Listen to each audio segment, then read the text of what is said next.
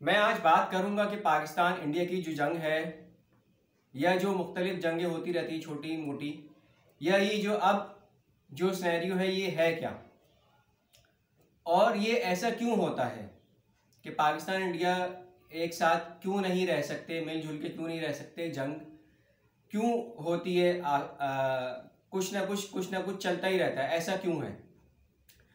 आपको याद होगा कि प्राइम मिनिस्टर मोदी का तैयारा एक दिन सरप्राइजिंगली पाकिस्तान में लैंड किया था। उस दिन प्राइम मिनिस्टर नवाज शरीफ उस वक्त थे और प्राइम मिनिस्टर नवाज शरीफ की उस दिन सालगिरह थी। तो सालगिरह का हैप्पी बर्थडे के हवाले से उनको सालगिरह का विश करने प्राइम मिनिस्टर मोदी आए थे, सरप्राइजिंगली आए थे। उनके साथ कुछ ऑफिशियल्स भी थे और वो जो है उस वक्त हमारे ताल्लुकात इंडिया से अच्छे थे। तो अब बहुत सारे सिनेरियोज में अगर हम देखें, माजी पे नज़र डालें, तो ये गुजरात के वज़ीर आला बने थे। वहाँ पे इन्होंने मुसलमानों को जो है वो अपनी ताकत का, समझ लें नशे का, ताकत का निशाना बनाया और कई मुसलमानों, कई हज़ार लाखों मुसलमानों को वहाँ शहीद किया। बाबरी मस्जिद के हवाले से इनके बारे में बहुत कुछ है कि बाबरी मस्जिद के हवाले से असल में खैर वो तो एक अलग उनका माइंड है, एक हिंदुत्वा टाइप का माइंड है। लेकिन मसला ये है कि अगर हम इसका बैकग्राउंड देखें तो एक जंग होनी है हिंदुस्तान से जिसकी पेशगोई आप सल्लल्लाहु अलैहि वसल्लम ने की थी। उसका थोड़ा सा मैं समरी बताता हूँ। वो ये है कि कुर्ब क़यामत से पहले जंग होगी, हिंदुस्तान से जो जंग होगी मुसलमानों की, वो कुर्ब क़यामत से पहले होगी, क़यामत के करीब होगी। और एक शाह वलीउल्लाह की पेशगोई है। हज़रत शाह वलीउल्लाह ने भी बहुत सारी पेशगोइयाँ की हैं क़यामत से पहले आने वाले वाक़यात की। तो उसमें भी हिंदुस्तान से जंग की पेशगोई की थी, जिसमें उनकी पेशगोई में ये था कि अटक का जो दरिया है वो खून से बहेगा। अच्छा, अब इस सिनेरियो को अगर हम देखें तो कुछ चीज़ें कुदरती होती हैं, नेचुरल होती हैं, जिनको हम रोक नहीं सकते। और ये जो जंग भी अगर हुई पाकिस्तान और इंडिया की, ये एक नेचुरल वे में होगी, कुदरती होगी, क्योंकि दुनिया जो है वो सिमट रही है और अपने आखिरी वक्त क़यामत की तरफ बहुत तेज़ी से बढ़ रही है। एक और हदीस के मुताबिक जो दुनिया है वो 1500 साल उसकी अभी जो चल रही है वो हिजरी के हवाले से 1500 हिजरी यानी कि 1500 साल उसकी उम्र है। उसके बाद कुर्ब क़यामत है या क़यामत है उसके बाद तकरीबन। तो ये सारी चीज़ें अगर हम दूसरी छोटी मोटी निशानियां देखें क़यामत के हवाले से, तकरीबन सारी निशानियां पूरी हो चुकी हैं। कोई ऐसी निशानी छोटी मोटी बाकी नहीं रही कि जो अभी पूरी होना बाकी हो। अब सिर्फ जो बाकी रह गई हैं निशानियां क़यामत से पहले की, कुर्ब क़यामत से की, वो रह गई हैं जंगें और बड़ी जंगें। और ये जो जंग है पाकिस्तान और इंडिया की, इसमें सिर्फ पाकिस्तान नहीं लड़ेगा।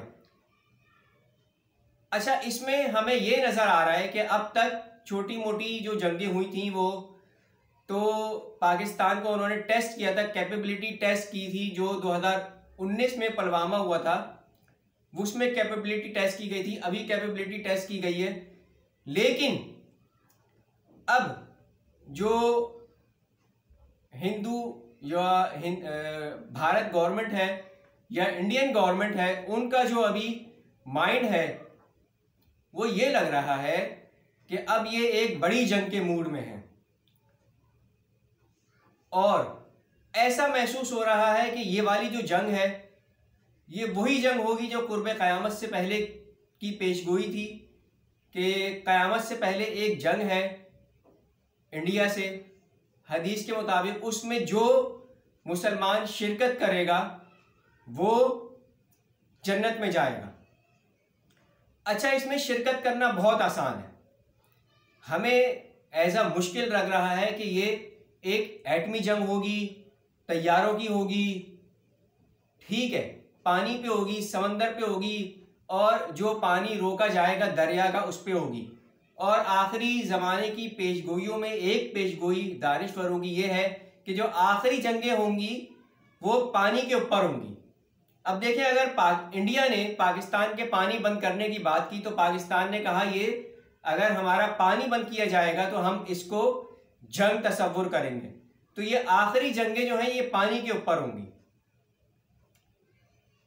गर्म पानी के ऊपर। एक तो अगर हम ऊपर की तरफ जाएं दुनिया में तो वहां ठंडे इलाके हैं, सर्द पानी है, लोगों को गर्म पानी चाहिए होता है।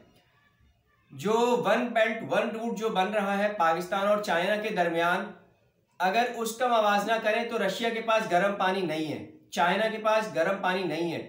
एक दूसरी साइड की तरफ है लेकिन उससे फिर बहुत लंबी ट्रेड हो जाती है।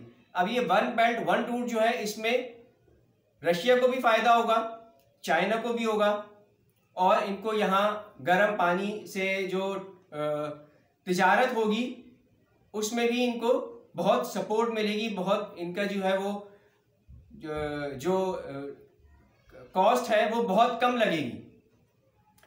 अच्छा, इस हवाले से ये जो गर्म पानी है इसकी बात करूँ तो गर्म पानी के ऊपर होंगी अब आगे जो जंगें हैं। और जो बड़ी जंगें शुरू हुई हैं यानी कि कुर्बे क़यामत से पहले वाली, उसमें मैं एक चीज़ बताता चलूँ कि जो रशिया और यूक्रेन की जो जंग है वो भी हमें लग रही है कि वो भी कुर्बे क़यामत से पहले की जंगों में से एक जंग है, क्योंकि अब आने वाले वक्तों में जंगें ही हैं और कुछ नहीं है। गज़ा और इसराइल में जो चल रहा है, इसराइल जो हमारे फ़लस्तीनी मुसलमान भाइयों का कत्लेआम कर रहा है गज़ा में, ये कुर्ब क़यामत से पहले की निशानी है। गज़ा और बैतुल मक़दस से पहले की पेशगोइयाँ हैं आप सल्लल्लाहु अलैहि वसल्लम की हदीस में कुर्ब क़यामत से पहले की। अब पाकिस्तान और इंडिया के दरमियान जो जंग नज़र आ रही है, ये पाकिस्तान बहुत हद तक कोशिश कर रहा है कि हम पुरअमन रहें, डिफेंसिव मूड में रहें, डिफेंस करें अपना, आगे जंग में ना जाएं। लेकिन जो इंडियन गवर्नमेंट है उसका मूड ऐसा नहीं लग रहा। उसका मूड ऐसा लग रहा है कि ये एक बड़ी जंग की तैयारी कर रहे हैं जिसमें जो नज़र ये खुद ब खुद होगा। ये बहुत सारी जो इवेंट्स हैं नेचुरली होंगे, इसमें कोई रोक नहीं सकता उसको।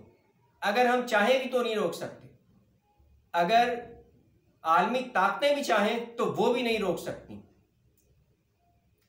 और इसमें मैंने आपको एक बात ये कही थी, इसमें शिरकत करना बहुत आसान है। वो चीज़ आसान ऐसे है कि ज़रूरी लाजमी है कि अगर ये बड़ी जंग अगर इंडिया ने छेड़ी तो ये सिर्फ पानी, हवा, फिज़ा और इस पर महदूद नहीं रहेगी, ये ज़मीनी भी होगी। और जो ज़मीनी जंग होगी वो बेसिकली जो होगी वो ज़्यादा वो होगी पंजाब में, क्योंकि पंजाब का पूरा बॉर्डर लगता है इंडिया से। अब अगर पंजाब में वो जंग होगी तो ये हम सब पाकिस्तानियों को मिलकर लड़नी पड़ेगी। कहने को तो हम 25 करोड़ आवाम हैं मर्दमशुमारी के मुताबिक, लेकिन तकरीबन जो 25 करोड़ हैं ये हम 25 करोड़ नहीं हैं, तकरीबन हम 30 करोड़ हैं। क्योंकि बहुत सारे फिगर्स गवर्नमेंट की तरफ से हाइड किए जाते हैं बजटिंग के हवाले से, मुख्तलिफ चीज़ों के हवाले से। तो ये हम 30 करोड़ मुसलमान पाकिस्तानियों को मिलकर लड़नी पड़ेगी। और जब आगे हमें मदद की ज़रूरत होगी तो हमारी मदद में तुर्की आएगा। खुरासान का वर्ड है, खुरासान जो है वो अफ़गानिस्तान के हवाले से है, खुरासान का वर्ड जो हदीस में यूज़ किया गया है। यानी कि तालिबान हमारे साथ मिलकर लड़ेंगे।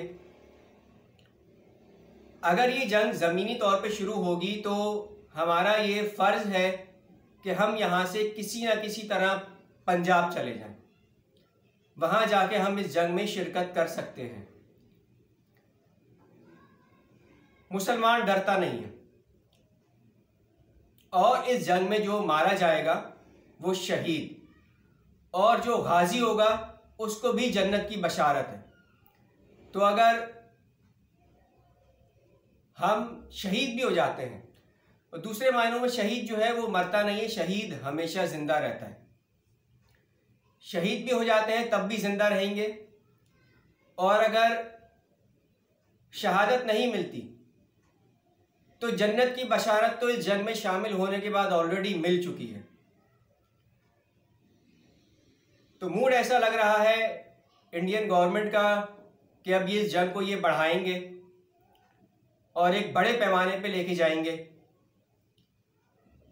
इसमें हम सब मुसलमानों ने शिरकत करनी है किसी ना किसी तरह। हो सकता है उस वक्त ऐसा हो कि जो हमारी रेलवे लाइन है वो उसको निशाना बनाया जाए, वो किसी तरह वो ख़राब हो जाए। जो हमारी मोटरवेज हैं उनमें प्रॉब्लम्स आए। लेकिन आपने किसी न किसी तरह पंजाब पहुंचना होगा अगर ये बड़ी जंग में और ज़मीनी जंग में तब्दील होती है तो।